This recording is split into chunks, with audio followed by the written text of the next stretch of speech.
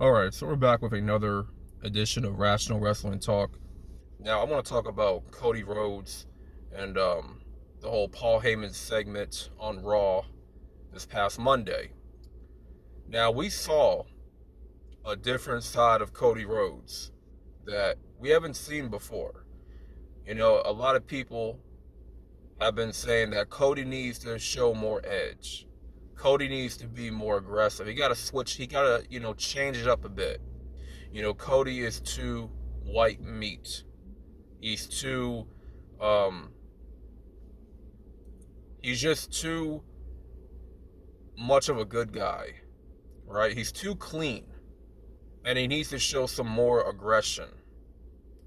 Now, we got to see that in the main event segment where Paul Heyman brung out these NYPD stooges to the ring. And Cody was basically saying, to the bloodline, like, listen, come get me. And I'm hunting down the bloodline. He's not going to be the one hunted down. I'm the one that's going to hunt down the bloodline. And all three of these NYPD stooges, they try to run up on Cody. They try to run up on Cody. They try to run up on Cody, and Cody wound up taking them out. And I thought this was very effective, and it added some more heat, to this, to this storyline. Because Cody is now challenging The Rock for a one-on-one match. Now, I still believe that we're going to get a tag team match, Cody and Seth versus Roman and The Rock on night one. So, if this was a time for Cody to turn up the heat, it's now. Because you can't keep coming out there every week all, happy-go-lucky, like this white meat clean baby face. Like, no. When Stone Cold was feuding with the McMahons, right, and Stone Cold was against the Machine, you didn't see him coming out on Raw every week smiling, hugging people,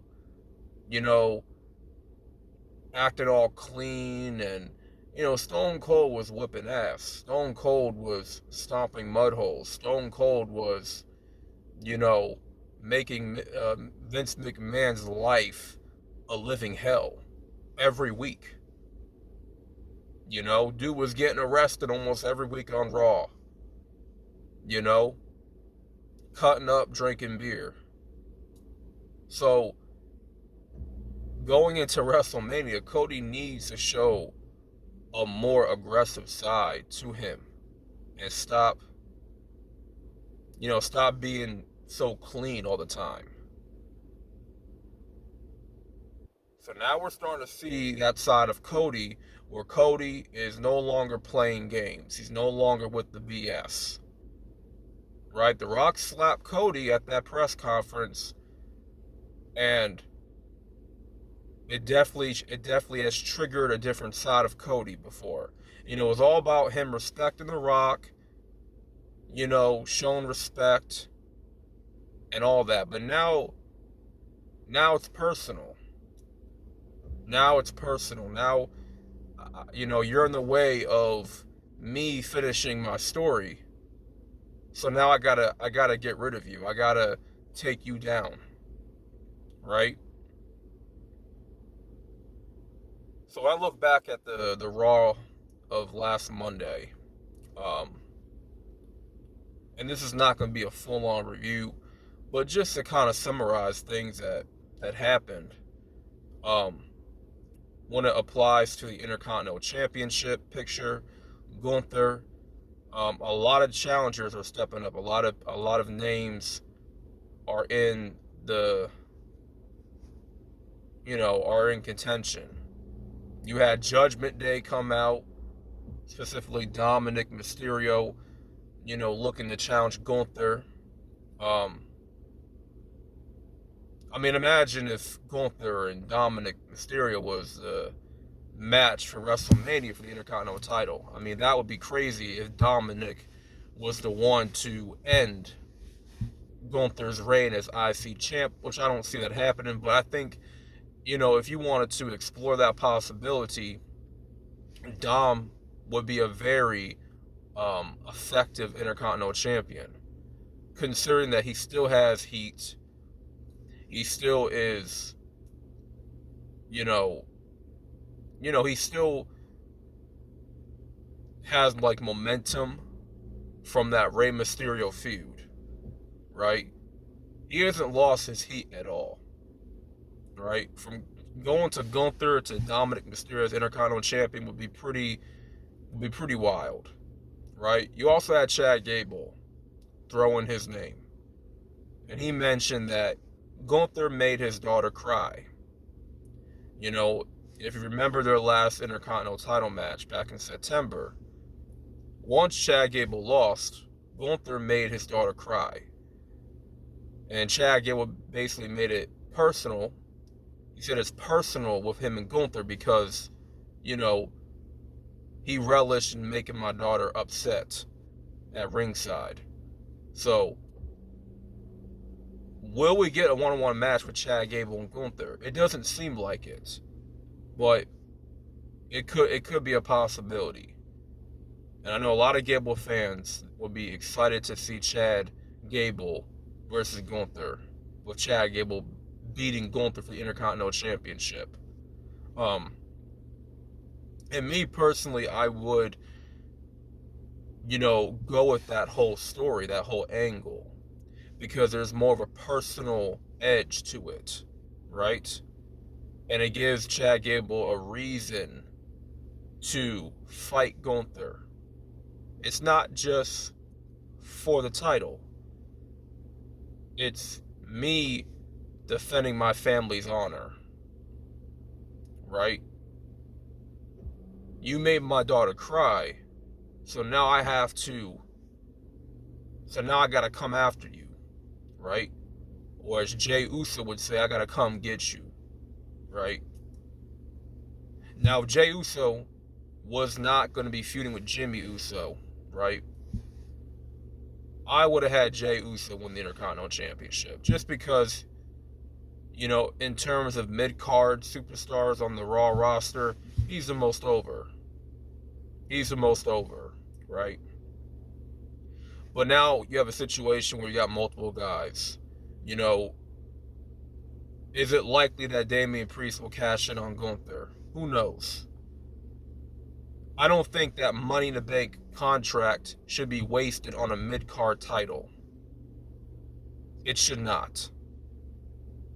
You saw what happened with Austin Theory when he tried to cash in on the U.S. Championship. You already saw what happened with that.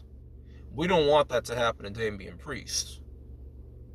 I feel as though Damian Priest has more potential than Austin Theory anyway. And, he actually has a shot to be a main eventer, right? Even if it's just for the short term, right? I still think he should cash in on either world championship, right? But that's just me. Sami Zayn is a strong possibility. Now, Sami Zayn, he said that he wants to win the World Heavyweight Championship. That's his goal. And, he said it on live TV that, that's what he's going to go after, is a World Championship. So, it doesn't make much sense for him to go after the Intercontinental Championship. It's like he's been there already, done that. He already was Intercontinental Champion years ago, so. But to see that dynamic of the dominant monster heel and Gunther, who wins all the time, versus the underdog that loses a lot in Sami Zayn, I mean, listen, that's a pretty solid story to tell. David versus Goliath type of story. You can actually pull that off with Gunther and Sami Zayn.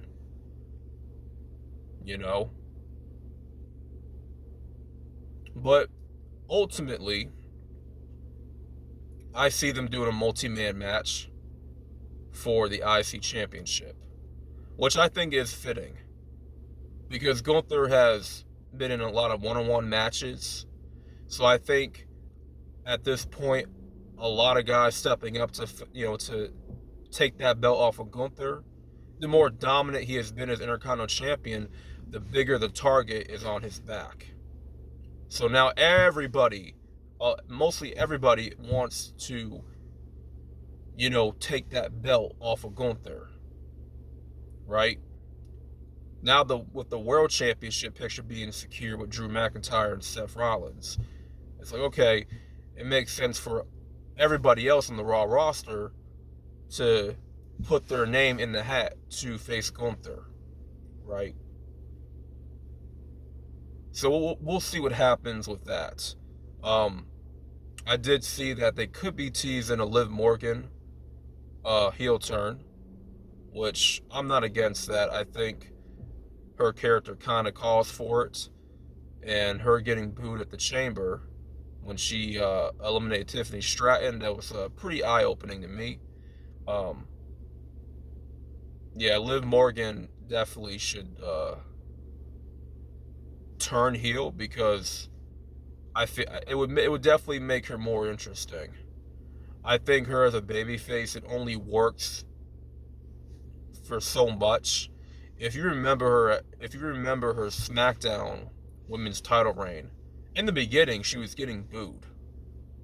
The crowd just wasn't accepting her as champion. They just weren't buying it. I think a character change for her would be necessary.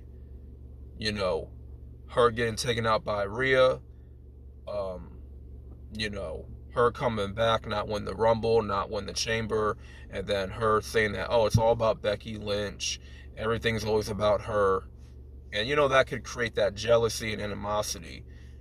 I could definitely see her playing a part in her costing Becky at WrestleMania, perhaps.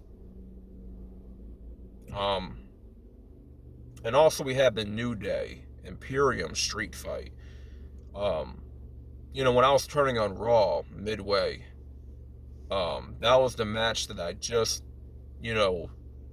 wound up seeing. I didn't see the beginning, but I saw the middle of the match. I wound up turning on the TV midway through the match. I gotta say, it was pretty intense. I would say, Imperium New Day, they really stepped up their game this past month. They've had a pretty good feud. I thought the street fight was fun to watch. And it's refreshing to see that Kofi and Xavier Woods, that they're finally starting to turn up the heat and be more aggressive, and finally have more of an edge to their character.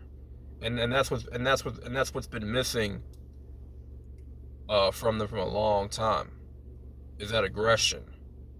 Hopefully they can drop the whole New Day act and just start being more aggressive.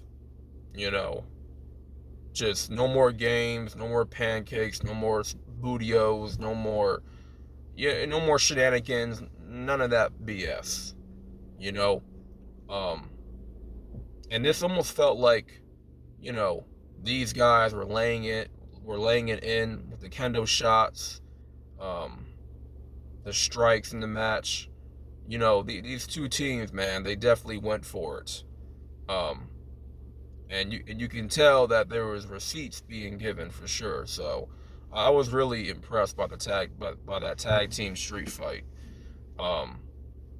Drew McIntyre continues to, win me over with his newfound character. He's been trolling the heck out of CM Punk this past month. It doesn't seem like Drew is much of a heel. It seems as though he's just an anti-hero, right? And he's coming from a logical place of, why would you involve yourself in the bloodline business when you're the World Heavyweight Champion? We have our own match for WrestleMania. Why risk getting yourself injured just to jeopardize our match? And that's not something a heel would ever say to a babyface, right? So it's not definite that Drew is a heel, but he's definitely not a babyface. Drew is just doing him. He's basically doing things his way, and he doesn't care if the fans approve of it or not. He does not care. You know, it's almost like he's, a Batman-like character, where he's not a villain, he's not a hero, he's just doing things his way, whether people like it or not, right? So Drew McIntyre, he definitely cut a really good promo on Seth. He told Seth, like, this is how it always goes with the bloodline. They're always interfering. It never ends well every time you're in a match with Roman. And, Drew is speaking from experience. He's still airing out his grievances. He's still airing out his frustrations on the bloodline. And him and Jey Uso will wind up getting into a brawl backstage. So that match is set for next week, right? But Seth cut an amazing promo, saying that it's bigger than just him as world champion. He wants to, take down the stronghold that is the bloodline. And they've had a stronghold, in this industry for a long time. And Seth wants to be one of the reasons why it's taken down for good. So that's pretty much it. And I thought this Raw this past Monday, it was the right episode to kickstart the build for WrestleMania, right? Like, now we're on the real build-up for WrestleMania. So it can only get better from here on out, and that momentum has to continue going forward. So, yeah, we're officially on the road to WrestleMania. So, that was a hot episode of Raw. Some people may have not liked it, may have not liked this episode. I enjoyed this episode of Raw. I thought it was not bad. I thought it was the episode that needed to kickstart the build for WrestleMania. So that being said, this is a Rational Wrestling Mark with another edition of Rational Wrestling Talk. Thank you all for watching. Make sure to like, subscribe, share, and I'm out. Peace.